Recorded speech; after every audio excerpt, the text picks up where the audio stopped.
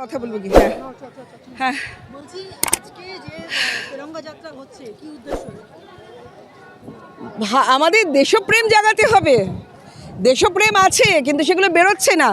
যার যার ঘরে ঢুকে বসে থাকলে তার দেশপ্রেম জাগবে না। জওয়ানদের ওদের একার শুধু দায়িত্ব দেশপ্রেম জাগানোর? আপনারা সবাই এগিয়ে আসুন।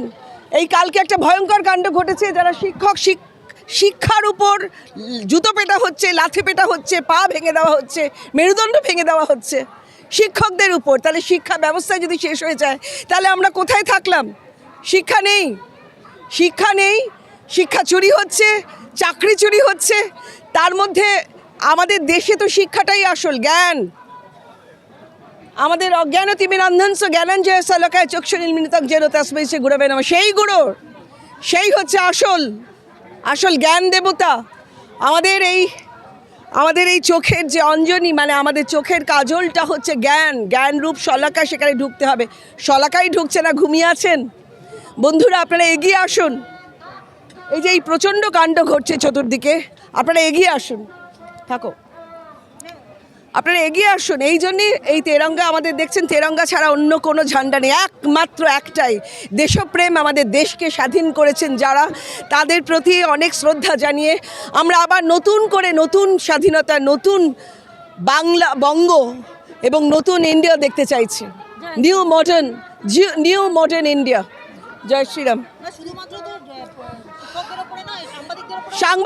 সাংবাদিক আরে চতুর্থ স্তম্ভ ওরা, সাংবাদিকদের মারলে হবে? সাংবাদিকদের মারলে হবে না, সাংবাদিকরা আসল কথাগুলো বলে দিচ্ছে। আর আপনারা মারবেন ধরে ধরে। এই যে ডিএটা 22 সালে ডিএ সুপ্রিম কোর্ট বলে দিয়েছে, আপনারা দিতে পারেননি? বলেছেন নাকি এই ইন্ডিয়ার কোমর? আপনাদের কোমর ভেঙে গেছে ভাই। বঙ্গর যে শাসন ব্যবস্থা, আপনাদের এমনি কোমরটা ভেঙে গেছে। সুতরাং যেভাবে পাকিস্তানের কোমর, মেরুদণ্ড, মাথা ভেঙে দেওয়া হয়েছে, এবার বঙ্গেরও মেরুদণ্ড ভেঙে দেওয়ার সময় এসে গেছে। আপনারা টাকা দিতে পারছেন না, শুনে রাখুন। সরকারি কর্মচারীরা, আপনারা সেন্ট্রাল গভর্নমেন্টের অনুযায়ী আপনারা ডিএ আপনাদের প্রাপ্য, আপনাদের টাকা দিচ্ছে না। কংগ্রেসের যে সাংসদ, যিনি আইনজীবী,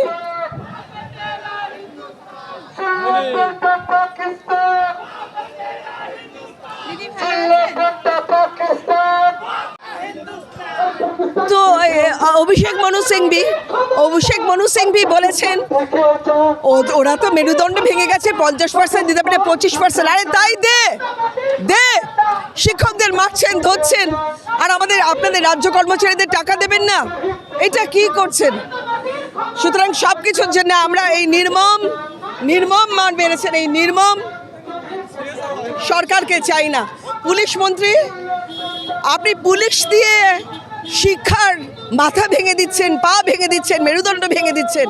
আপনাকে কে ভাঙবে এবার? কে ভাঙবে? আপনারা আসুন, আমরা সবাই জনসাধারণ, শুধু তেরঙ্গা, শুধু আমাদের স্বাধীন ভারতের তেরঙ্গা নিয়ে আমরা চলেছি। কোনো রকম আমরা অন্য দলেদেরও বলছি, কাম উইথ আস। ওসব ভুলে যান, কে কোন দল আপনারা অনুসরণ করেন, ভুলে যান, আমাদের সঙ্গে আসুন। এবং এই নির্মম সরকারকে আপনারা এক্ষুনি হিচড়ে টেনে নামিয়ে দিন।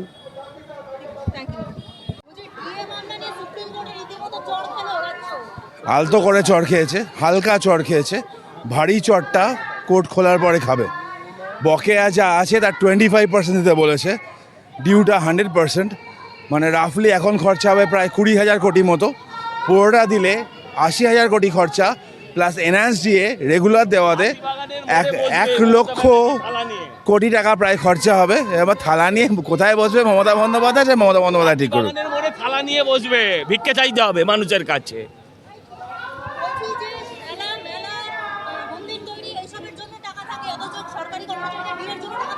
কেন মোয়াজ্জেম ভাতাটা ভুলে গেলেন কেন? ইমাম মোয়াজ্জেম ভাতা হাইকোর্ট যখন বন্ধ করে দিয়েছিল আমাদের করা মামলায়, ওয়াকফ বোর্ডকে 500 কোটি টাকা দিয়েছিল এই সরকার। কার টাকা? প্রমিলেশ্বর বন্দ্যোপাধ্যায়ের টাকা তো নয়, সাধারণ করদাতাদের টাকা। এটা সাধারণ করদাতাদের টাকা এইভাবে নষ্ট করার অধিকার তাদের কাজে দিয়েছে। প্রতিবার পুজো কমিটি, এই কমিটি, সেই কমিটির নাম করে হাজার কোটি টাকা বরবাদ করে। মুখ্যমন্ত্রী বলেন যে তার নাকি ওই বিভিন্ন প্রকল্পের টাকার জন্য টাকা খরচা হয়, দিয়ে দেওয়া হয় গ্রান্টিং এডের টাকা থেকে। গ্রান্টিং এড খাতে 1 পয়সা বাকি নেই সরকারের, সব টাকা তারা পেয়েছে। তারপরও ডিএ কেন দিচ্ছে না তার উত্তর মুখ্যমন্ত্রীকে দিতে হবে। এখন মুখ্যমন্ত্রী উত্তর দিক, আপাতত 4 সপ্তাহের মধ্যে 25% অর্থাৎ প্রায় 20,000 কোটি টাকা পেমেন্ট করুক। এবার রাজ্যের নাকি কোমর ভেঙে গিয়েছে এরকম সিদ্ধান্ত নিয়েছে। রাজ্যের কোমর তো 2011তেই ভেঙে গেছিলো, মানুষ ভেবেছিল ঠিকঠাক আছে, বাম আমলে ভেঙেছিল, 2011তে রাজ্য হুইল চেয়ারে বসে গেছিল, এখন স্ট্রেচারে আছে। রাজ্যের অর্থনৈতিক অবস্থা বেশি স্ট্রেচারে আছে, রাজ্যের অর্থনীতিকে পুরো সরিয়ে দিচ্ছে মমতা বন্দ্যোপাধ্যায়। এইও জিজ্ঞাসা করছে। দাদা বলছি যে এই যাত্রা দিয়ে কারো মানে দেশের কাছে কি মেসেজ দিতে চাইছেন? জাতীয়তাবোধের উন্মেষ, আর এছাড়া আর কিছু না। এটা কোনো রাজনৈতিক মিছিল নয়। খুঁজলে দেখা যেতে পারে অনেক রাজনৈতিক দলের মানুষ থাকতে পারেন, নিরপেক্ষ মানুষরাও থাকবেন। যারা রাষ্ট্রবাদী জাতীয়তাবোধ আছে যাদের ভেতরে, তারা সবাই থাকবেন এই মিছিলে। গতকাল রাত্রে যে ন্যাক্কারজনক ঘটনা ঘটলো সল্টলেকে, সেখানে দাঁড়িয়ে পুরুষ নারী নির্বিশেষে টিচারদের মাথা কাটিয়ে দেওয়া হলো, পা ভেঙে দেওয়া হলো, আপনারা কি ছিলেন? মুখ্যমন্ত্রীও তো একবার শুনেছিলাম প্রাইমারি স্কুলে পড়াতেন, ওনার এই টিচার ফিলিংটাও তো থাকা উচিত ছিল, যদিও ভুয়ো টিচার আমি জানি। হ্যাঁ, কি বলবো, পুলিশের আপনিই তো বলে দিয়েছেন নক্কারজনক, এরপর তো খিস্তি দিতে হয়, আর তো কোনো ভাষা নেই পুলিশকে। কি বলতে পারি, আর কি বলতে পারি বলুন।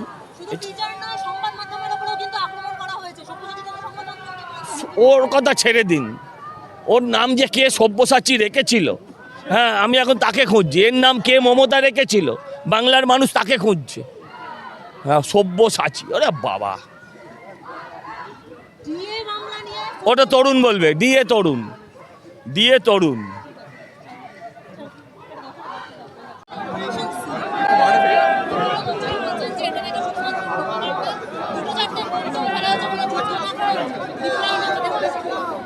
এই ধরনের যারা কথা বলছেন, আমার মনে হয় তারা এই সমাজে, আজকের সমাজে থাকার মতন উপযুক্ত নয়। নিজেদের দেশকে বাঁচাতে, 145 কোটি মানুষকে বাঁচাতে যেভাবে সেনারা আজকে কেউ মারা গেছেন, শহীদ হয়েছেন, যেভাবে যুদ্ধ করে গেছেন এবং যাচ্ছেন, আজকে তাদের জন্য কিছু থাকে, তাদের সম্মান থাকে। যারা এই ধরনের কথা বলছেন তারা দেশে থেকে দেশের বিরুদ্ধে কথা বলছেন, নিন্দা করছেন। এইসব লোকেদের থাকাই উচিত নাই দেশে।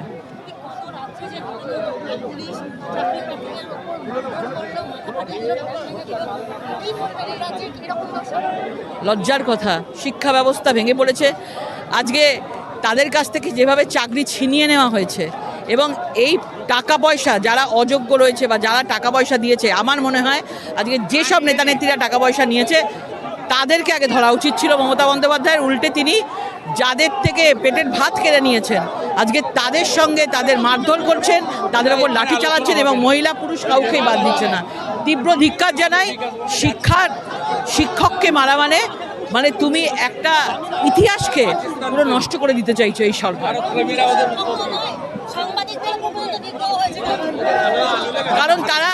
কারণ তারা বুঝতে পারছে তাদের শেষে শুরু হয়ে গেছে, এবং সাংবাদিকদের মাধ্যমে তাদের সত্যিটা সামনে প্রকাশ হয়ে যাচ্ছে।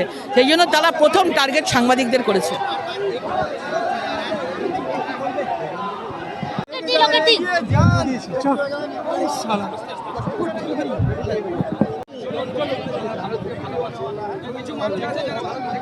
ভালোবাসে না, তারা পাশে দাঁড়িয়ে নাকি বিভিন্ন রকম আচরণ করছে।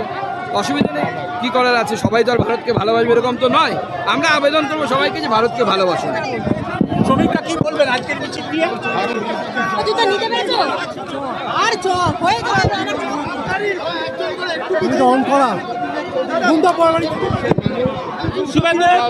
নির্মূল করতে সংগ্রাম, 4 কিলোমিটার। দাদা একজন করে, দাদা একজন করে। ভাই আছিস তো?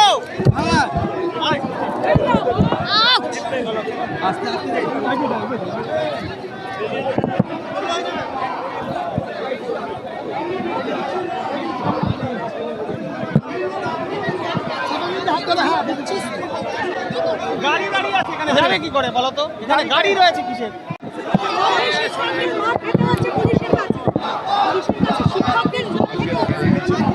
এটাতে রাজনীতির কথা বলা যাবে না।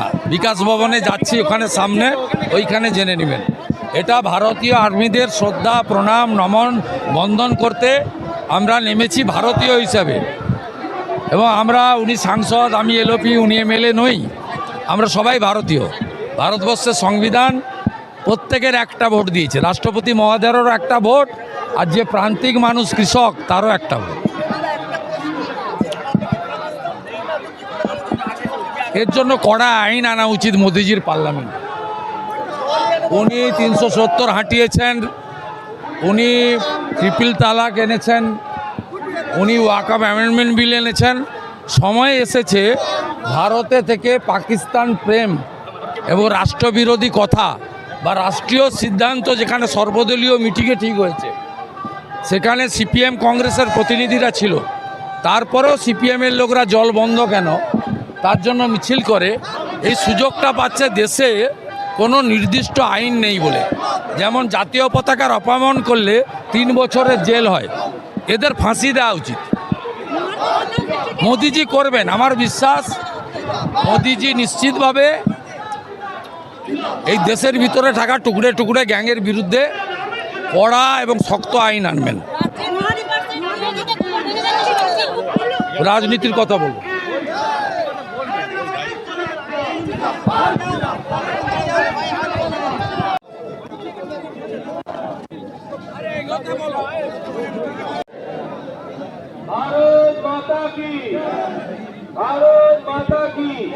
যদি সিঙ্গেল রুম পেয়ে যাই অযোধ্যা